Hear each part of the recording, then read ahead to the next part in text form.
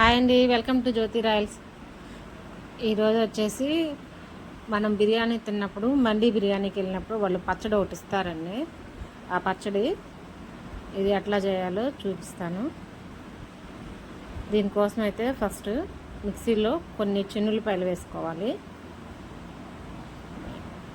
మనం కారం తినేదాన్ని బట్టి పచ్చిమిర్చి వేసుకోవాలి. తర్వాత కొంచెం ఉప్పు, కొంచెం జీలకర్ర కానీ జీలకర్ర పొడి కానీ వేసుకోవాలి. పెద్దది ఉల్లిపాయ ఒకటి, జీలకర్ర పొడి వేస్తున్నాను.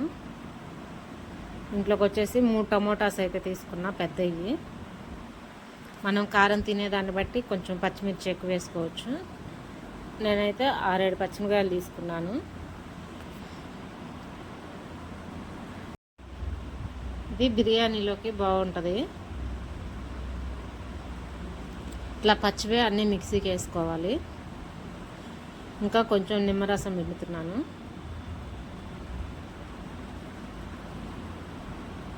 మనం మామూలుగా పచ్చళ్ళు అయితే చింతపండు వేస్తాం కదా, నేనైతే కొంచెం నిమ్మరసం పిండేసి కొంచెం పుదీనాకు వేసాను.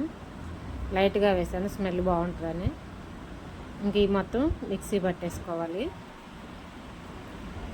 ఇంకా ఒక బాండి పెట్టేసుకొని 1 గంట అయితే ఆయిల్ వేసుకోవాలి.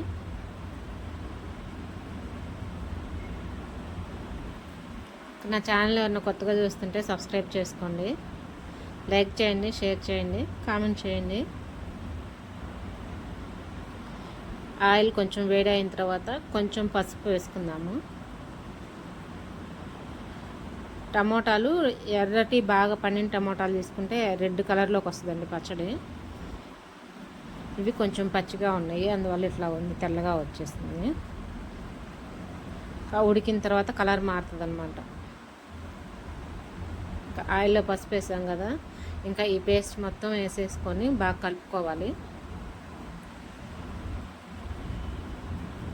ఇందులో ఇంకేమీ అవసరం లేదు. ఇదిగోండి, మధ్య మధ్యలో కలబెడుతూ ఇట్లాగా ఉడికించుకోవాలి. ఒక 10 నిమిషాలు ఉడికించుకుంటే చాలు, మళ్ళీ ఎక్కువసేపు ఉడకకూడదు. ఒక 10 నిమిషాలు మగ్గితే చాలన్నమాట. ఇంకా కలుపుతూ ఉండాలి మధ్య మధ్యలో, అడుగంటకుండా. చూడండి, కొంచెం మగ్గేసరికి కలర్ మారిపోయింది, ఏదో క్యారెట్ హల్వా లాగా అయిపోయింది అనమాట. ఇంకా ఇంతేనండి, అయిపోయింది. ఇంకా ఆపేసుకుందాము. ఇంకా కొంచెం ఇది దోశల్లోకైనా కూడా బాగుంటుంది.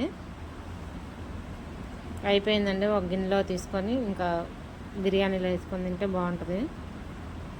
ఇట్లా ఎవరన్నా ట్రై చేశారా ఒకసారి కామెంట్ చేయండి. ఇంకా ఈ రోజుకైతే వీడియో ఇదేనండి.